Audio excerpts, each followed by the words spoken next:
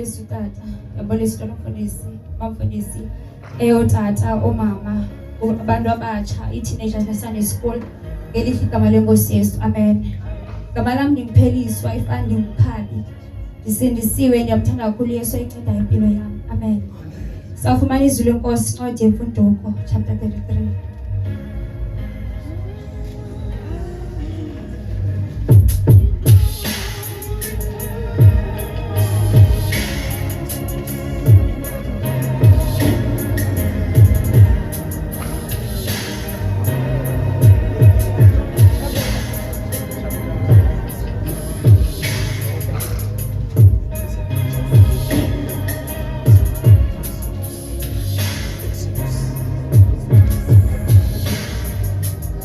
Sawufumana izwi lenkosi kwincwadi yemfunduko chapter 33, Exodus chapter 33.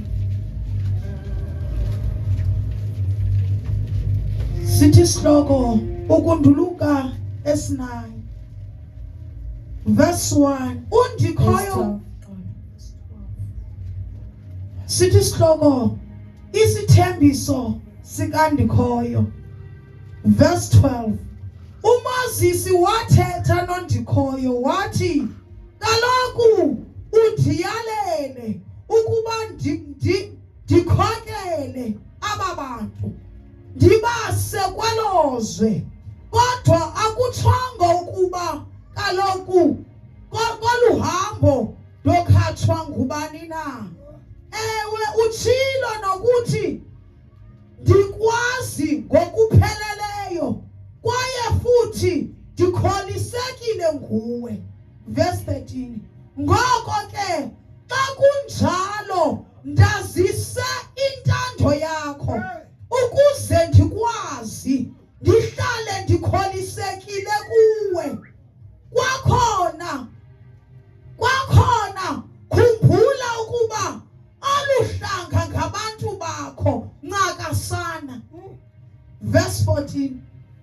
Undikhoyo waphendula wathi, hayi kaloku ndiza kuhamba nani ngenqu ndinithijize ngokuphumla.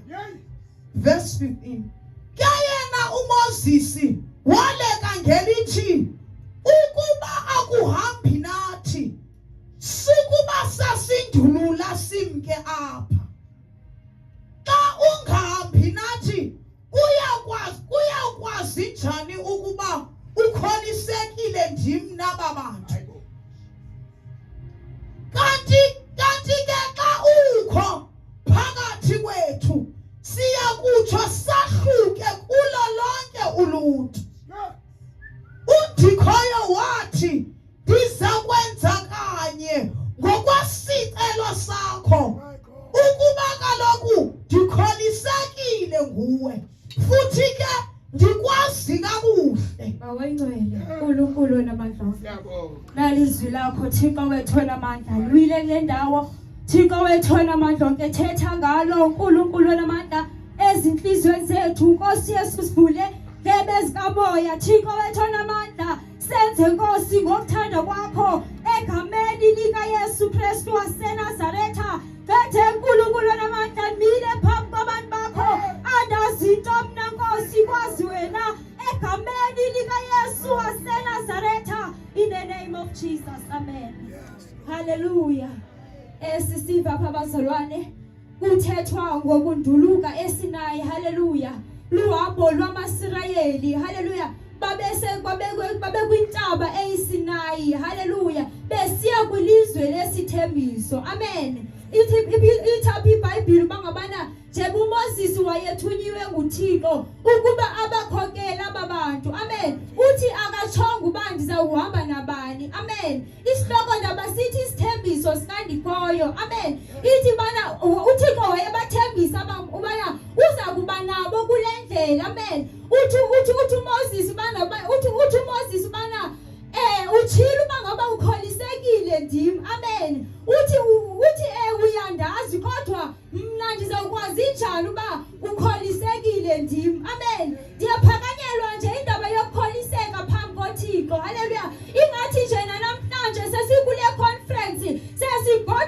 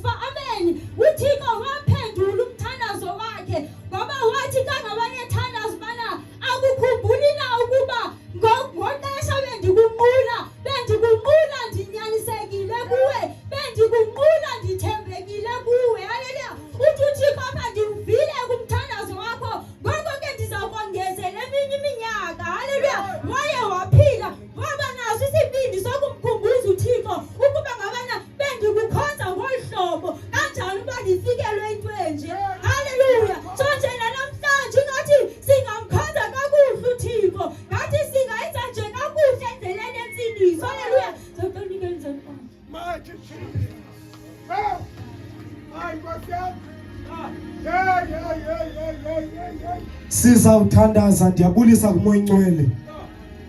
Ngoku sifikele kwixesha lesiphelo seconference. Njengoba sizawugoduka siva isithembiso sikaThixo. Apha uThixo uthetha noMoses. Uthi ndizawuhamba nani ngempu. Kwenye ivesi uthi xa ethetha uThixo, ubuso bam buzohamba nani. Ngexesha uMoses bayanduluka baya kwilizwe lesithembiso eKanana, kodwa abayazi into abazodibana nayo endleleni. Kodwa inye into abayifumanayo sisithembiso esivela kuJehova. Haleluya. Nathi sifumane eso sithembiso soba sizawuhamba naye njengenkomo ezayithwala ijeya. Sisuke eBhethshemeshi sisiya khona esikwisixeko sikaThixo. Nathi simthwele uThixo, sizawuhamba naye. Eli xesha sikulo lelabantu abathwele uMoya Ingcwele. Haleluya. Kumele sithwale yena uMoya Ingcwele. Ithi iBhayibhile uSamsoni wasihlanganisa iphokotya, wasidumeka ngomlilo, wasikhulula siya kwintsimi zamaFilisti. Haleluya. Sangena kwintsimi zamaFilisti, sonakalisa ngoba sasithwele umlilo. Umlilo lisandla Moya Ingcwele. Akakho umlilo engakhokhwa yena. Haleluya. Sonakalisa ngawo umlilo. Siyaphakama sinakenya.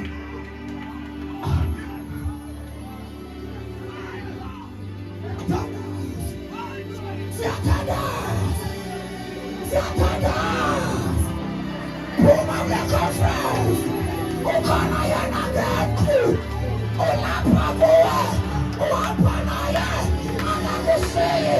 Sawungena eyathini, sawungena esifemelini, sayakhona.